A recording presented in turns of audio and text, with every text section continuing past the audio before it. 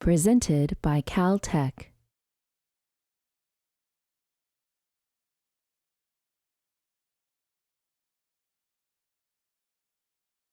Hi everyone, I'm Lori. And I'm Ellen. And we're going to go over the basics of creating an effective argument.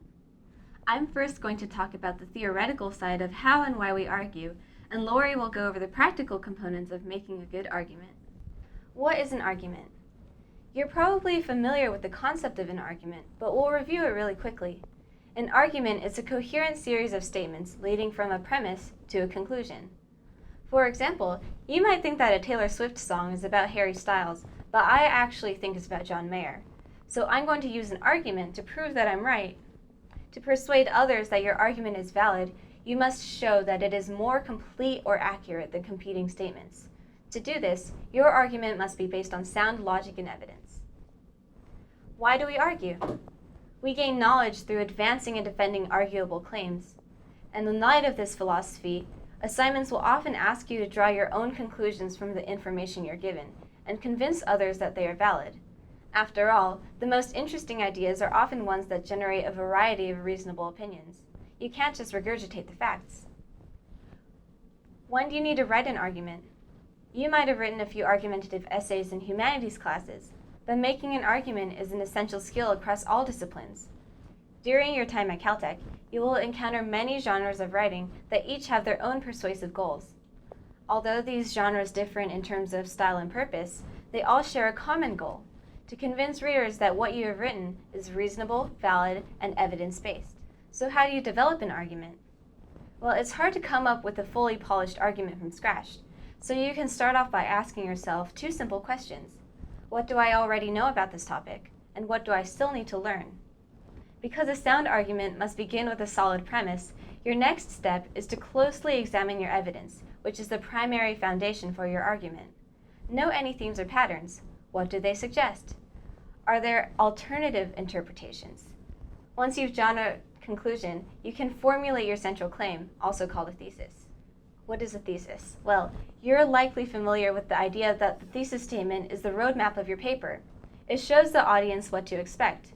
But we have two caveats. First, the thesis cannot stand on its own. Although the thesis must capture the essence of your argument, it is up to the rest of the paper to show that the thesis is valid. Second, the placement of the thesis should always be deliberate and logical. Although you may be most familiar with placing your thesis at the end of an introductory paragraph, it doesn't always belong there. So with all this in mind, Lori is now going to go over the key elements of a strong argument. The first part of a strong argument is that it must be contestable. Can someone disagree with you? So here's an example. The theme of good and evil as opposing forces in the world drives the action of the Harry Potter books. Now this sounds like an argument, but it's not really contestable at all because no one would disagree with you. So your argument should be something that you could debate with someone. And if you can't think of any counter-arguments to your position, then you should really rethink what you're saying. Second, your argument needs to be specific enough that it can be developed and supported within the scope of your paper. Professors would often prefer that you explore a few topics in a lot of detail rather than many topics in a little bit of detail. And finally, a strong argument is interpretive. The strongest arguments extract meaning from evidence beyond what's obvious, and the evidence is used in support without resorting to summary, pure summary. For example, scientific papers need discussion sections to interpret their results. Presenting patterns and data isn't enough. It's all about the interpretation. So we're going to expand a little bit on the difference between an interpretive argument and a summary, because this is a common problem that students run into. So in this graph, you might say that there's a linear negative relationship between hours studying per week and amount of fun. This is a summary of the results. But what does it mean? One interpretation of these results is that people who study more have less fun. And another interpretation is that people who have a lot of fun don't feel the need to study. So this example reminds us that there are often multiple ways to interpret evidence. While summary is important to establish the context of a piece of evidence, you must also interpret the evidence to show how it supports your argument. Now, as you're writing your paper, continue to evaluate your evidence, and don't be afraid to tweak your argument if you're finding it difficult to support the evidence. So it's really important that you remember that an argument is not a preconceived notion that you're trying to support. It should arise itself from the text or data. So here we have an argument that I wrote recently for a Caltech English class about Jane Austen's books.